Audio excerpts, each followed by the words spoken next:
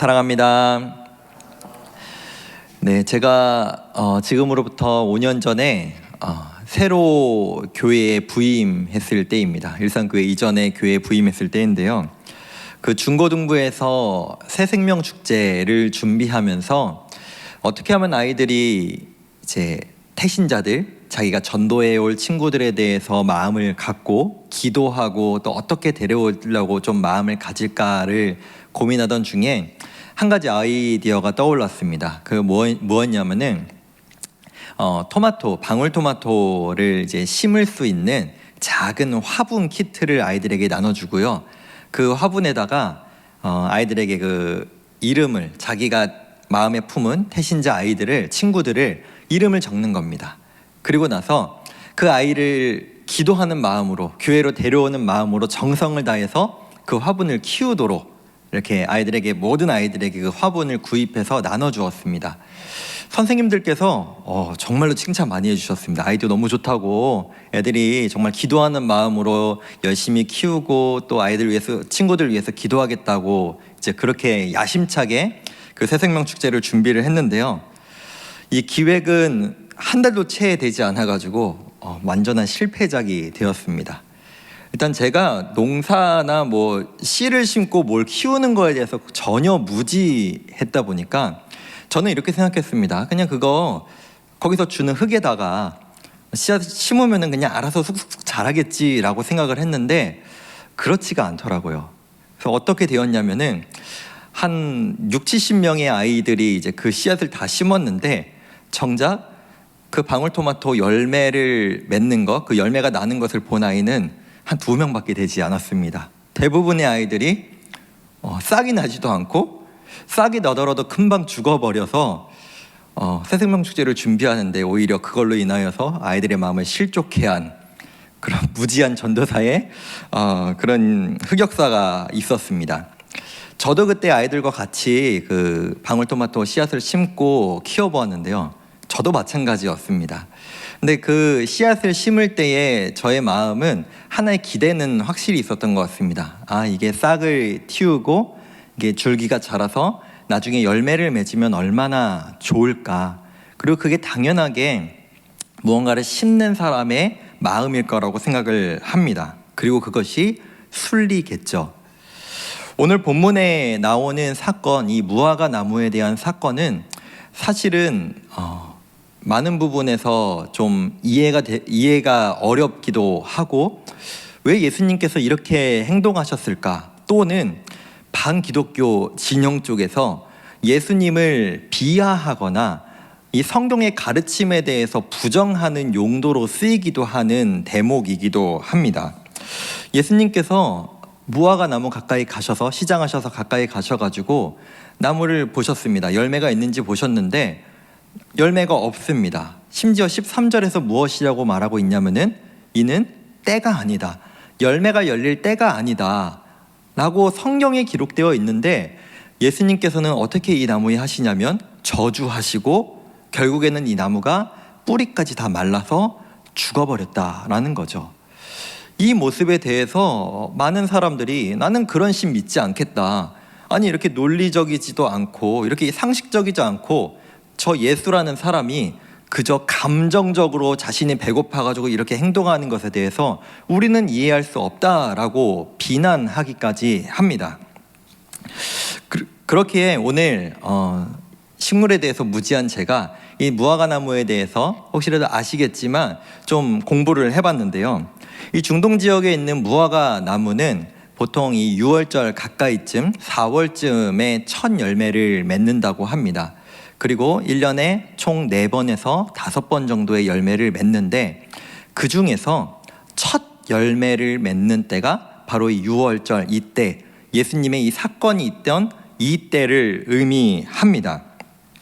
화면을 잠깐 보시면 왼편에 보이시는 파게라고 하는 것을 이 무화과가 처음 열매 맺는 열매만 파게라고 말합니다. 그리고 오른편에 보시면은 우리에게 익숙한 모습인 무화과 열매 3번에서 4번 정도, 3번에서 4번 정도 열리는 첫 열매 이후에 이 무화과 열매를 테나라고 한다고 합니다. 즉 예수님께서는 이 나무에 가까이 가신 이유는 우리가 보통 생각하고 있는 제때 자라는 저 태나 열매를 보기 위해서 가신 것이 아니라 저 파게라고 하는 순과 같이 초록색으로 돼 있는 저 열매를 보고자 하시기 위해서 이 무화과 나무 가까이 가셨던 것이죠. 마가복음 11장 1절 첫 부분에 보시면은 두 개의 지명이 나옵니다. 벳바게와 베다니.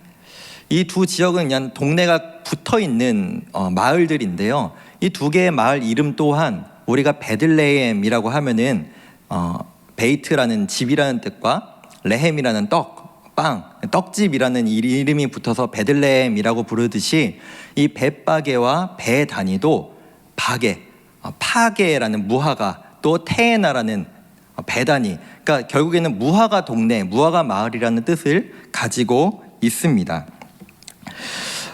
즉 예수님께서 이 파게를 보고자 하셨던 것이죠. 예수님께서 아무 생각 없이 그저 감정적으로 열매를 보지 못하셔서 이 무화과 나무를 저주한 것이 아니라 이 무화과 나무를 통해서 이 마가복음에 나오는 마지막 부활을 제외한 마지막 이 기적을 통해서 제자들에게 또 우리에게 말씀하고자 하신 것이 있었던 것입니다. 보통 겨울이 지나고 우기인 겨울이 쭉 지나고 한 약 반년의 우기가 지나고 첫 열리는 이 파게가 얼마나 이 무화과 나무에 열리는 것에 따라 그 이후에 열릴 테에나 열매, 즉 제때 열려야 되는 이 열매가 얼마나 풍성히 열릴지 풍년이 들지를 미리 알 수 있다라고 합니다. 그런데 잎은 무성합니다.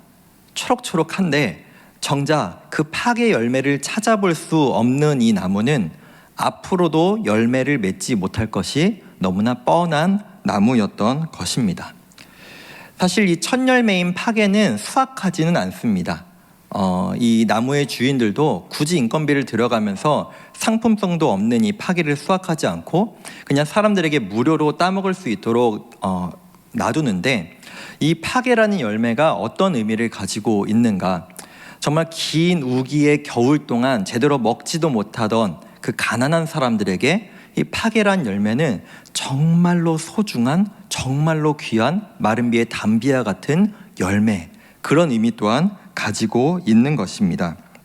그렇다면 이 파게 열매를 맺지 못하는 이 나무를 향해 예수님께서 저주하신 이유는 무엇이었을까요? 바로 열매를 맺어야 할, 제 역할을 해야 될 이 나무가 제 역할을 하지 못하는 것처럼 하나님의 백성인 이스라엘 백성들이 하나님의 백성으로서 열매를 맺지 못하고 제 역할을 하지 못하는 것에 대해서 예수님은 말씀하고 계신 것입니다. 22절부터 예수님께서 설교를 하시는데요.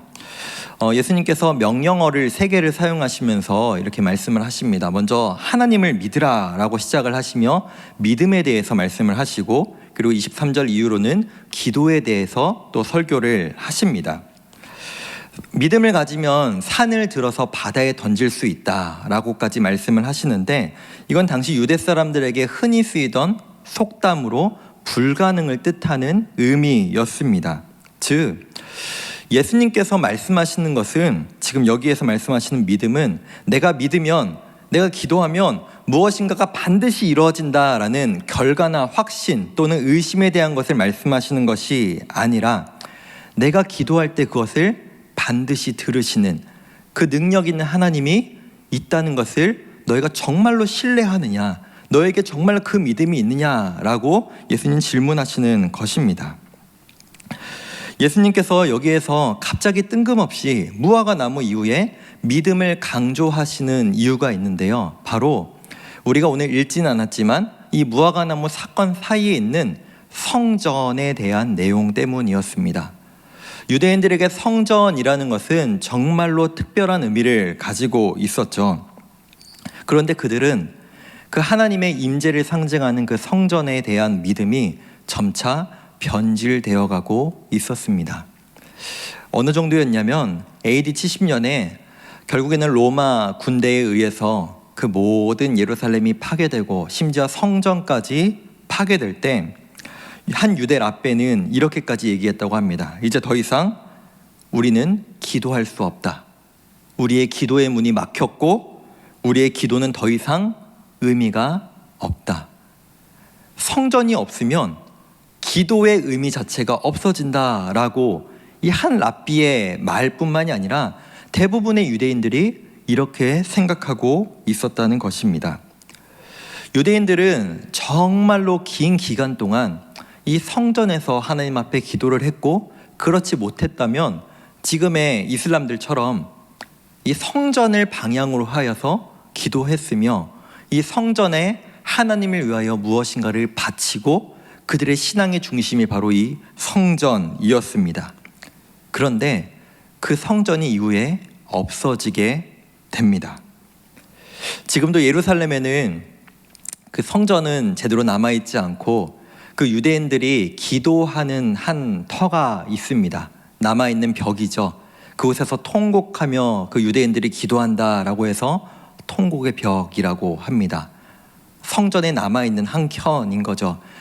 그러니까 여전히 그들은 성전에 대한 그 마음이, 그 믿음이, 그 생각이 여전한 것입니다. 그런 그들에게 성전 중심으로 성전이 있어야만 기도가 쓸모가 있다라고 말하는 그들에게 예수님은 너무나 파격적인 말씀을, 또 성전에 들어가셔서 그 장사하는 자들을 내쫓으시면서 하신 행동은 그들로 하여금 너무나 충격적인 행동이자 말씀이었던 것입니다. 그 예수님의 말씀이 무엇이었을까요? 성전이 아니어도 된다. 성전이 없어도 된다. 너희가 성전에 나와서 기도하고 성전을 향해서 기도하고 성전으로 하나님께 무엇인가를 바칠 것을 가지러 나오는데, 그것이 상관없이 너희는 정말로 하나님을 믿고 있느냐? 너희는 정말로 기도하면은 그 모든 것을 가능케 하시는 그 하나님을 정말로 마음에 모시고 있느냐? 그 믿음이 더 중요하다라고 예수님은 말씀하고 계신 것이죠. 당시에 헤롯이 지은 그 성전은 너무나도 화려했다고 합니다. 그 지붕을 금으로 칠해서 낮에는 마치 해가 빛나는 듯이 멀리서도 번쩍번쩍 있는 것이 바로 성전이었고, 그 성전 가까이 갔을 때 제자들이 예수님께 이렇게 말하지 않습니까? 얼마나 멋있습니까, 예수님? 이 성전 얼마나 멋집니까? 그들의 자랑이고 그들에게서 너무나 귀한 상징이었습니다. 그러나 그 성전의 중심의 신앙은, 그 성전을 소중히 여기던 그 유대인들의 믿음은 마치 잎은 풍성하지만 열매는 전혀 없는, 하나님이 정말 하나님 백성에게 원하시는 그 열매는 전혀 볼 수 없는, 그 파괴와 같이 정말 볼품없는 그 열매조차 볼 수 없는 겉만 번지르르한 그 모습이 그 성전이었고 그 유대인들, 이스라엘 사람들이었다는 것입니다. 그렇기에 지금 예수님께서는 이 성전이 다 무너질 것을, 이 이스라엘이 멸망할 것을 이 무화과 나무를 통해서 경고하고 예언하고 계신 것입니다. 그렇다면 하나님을 향한 바른 믿음을 가진 하나님의 백성들에게, 성도들이 정말로 맺기를 원하는 하나님의 마음, 우리가 맺어야 될 진짜 열매는 과연 무엇일까요? 우리 함께 25절을 읽도록 하겠습니다. 25절입니다. 시작. 서서 기도할 때에 아무에게나 혐의가 있거든 용서하라. 그리하여야 하늘에 계신 너희 아버지께서도 너희 허물을 사하여 주시리라 하시니라. 아멘. 22절부터 예수님은 이렇게 명령어로 말씀하십니다. 하나님을 믿어라. 그리고 기도한 대로 이루어질 것을 믿어라. 너희 안에 그 믿음이 있다면, 너희 안에 그 하나님을 신뢰하는 그 믿음이 있다면 너희의 삶에 어떠한 열매가 나타나야 되었는데, 그것이 바로 용서하라, 남을 용서하라 라는 것입니다. 하나님의 백성에게서 나타나야 될 그 당연한 열매가 용서라고 말씀하십니다. 하나님께서 우리를 사랑하시는 그 본질은 무엇일까요? 우리는 이미 사실 탕자와 같이 하나님을 떠난 자들이었고 하나님과 관계가 끊어진 죄인들이었습니다. 우리는 하나님보다 그 하나님 아버지의 유산을 가지고 아버지와 함께하기 싫다고 그 하나님을 떠난 아버지를 떠난 둘째 아들과 같습니다.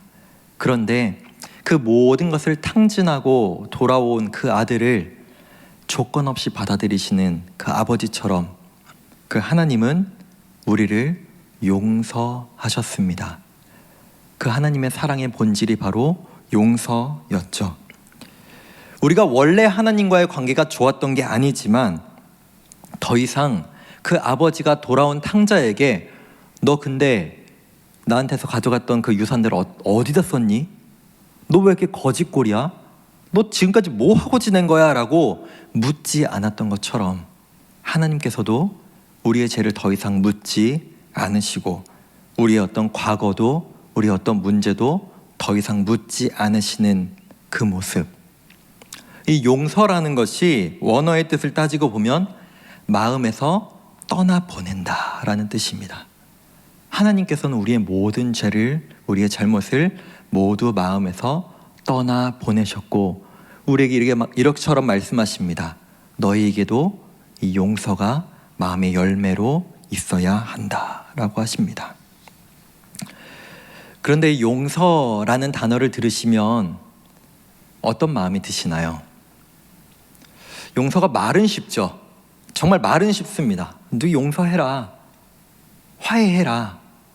근데 정작 누군가를 정말로 미워하는 마음, 누군가로부터 정말로 심한 상처를 받았을 때 누군가를 용서하는 것 정말 죽기보다 싫지 않으세요? 제가 지금도 뭐 덩치가 크지도 않고 키도 작지만 제가 중고등학교 때 좀 괴롭힘을 많이 당했습니다.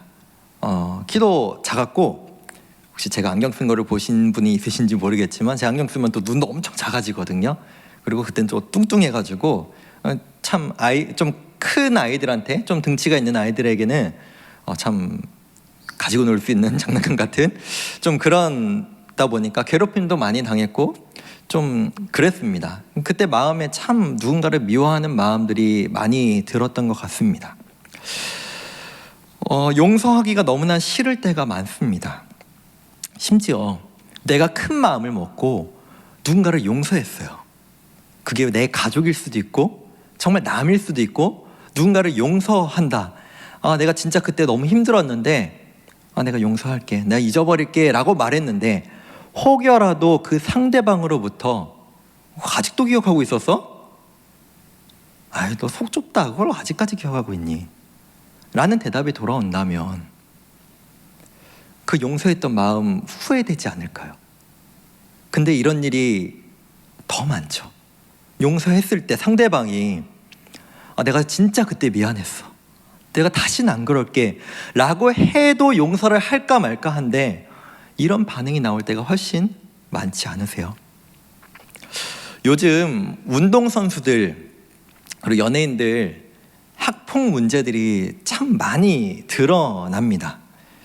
그때 돼서야 그 가해자들이 편지도 쓰고 기자회견까지 하면서 내가 잘못했습니다 라고 하지만 그 당사자도 그것을 진심으로 받아들이지 않고 또 그것을 바라보는 제3자인 우리도 별로 그게 진심처럼 느껴지지 않을 때가 많습니다. 그 이유가 뭘까요?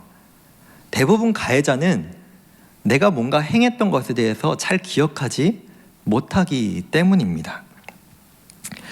그렇다면 용서해도 내 마음이 이렇게 아픈데 누군가를 그래도 사랑으로 품어야지 라고 해도 이렇게 내 마음이 힘든데 우리는 왜 굳이 이 용서를 해야 할까요? 혹은 이런 가르침들도 있습니다. 너가 용서해야 되는 이유, 너가 누군가를 품어야 되는 이유, 너 자신을 위해서야. 너가 그래야 마음이 편해 라고 하지만 우리의 본질은 나를 위해서가 아닙니다. 하나님은 하나님 자신을 위해서 우리를 용서하신 것이 아니라 우리를 위해 용서하셨죠. 우리를 살리시기 위해, 우리와 함께 하시기 위해. 이 열매가 그렇게 우리 삶에서 맺히기를 원하시는 것입니다. 너가 너 힘으로 용서하는 게 아니야.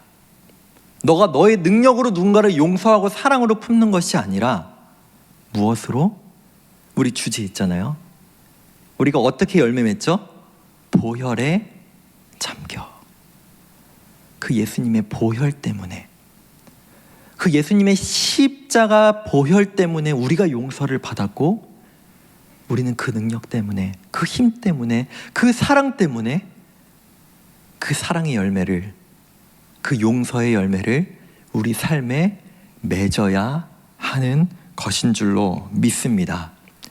비록 우리 삶 가운데 그 예수님의 사랑을 똑같이 살아내기는 너무나 어려울 것입니다. 때로는 마치 너무나 보잘것없고 색깔도 그 빨간 무화과 나무가 아니라 여전히 아직도 초록색에 불과한 그 파괴 열매처럼 아직은 작고 미약하지만, 예수님은 우리의 삶 가운데 그 작지만 그 사랑의 열매를 보기를 원하신다는 것입니다. 말씀을 맺겠습니다. 사랑하는 성도 여러분, 우린 날마다 저 보혈의 사랑, 그 하나님의 사랑을 날마다 경험해야 될 자들인 줄로 믿습니다. 올해 우리 교회의 온유라는 주제와 같이 우리가 그 사랑의 열매를 우리의 삶 속에서 맺기를 원합니다. 하루에도 수많은 죄를 짓지만 그 모든 죄를 용서하시고 마음에서 떠내보내시는 우리 예수님, 내가 내 능력이 아니라, 내 힘이 아니라 그 보혈을 힘입어 내 가족을, 내 주변의 이웃을, 많은 주변의 사람들을 하나님의 사랑으로 용서하며 품는 그 사랑의 열매 우리 삶에 날마다 맺히기를 간절히 소망하며 축복합니다.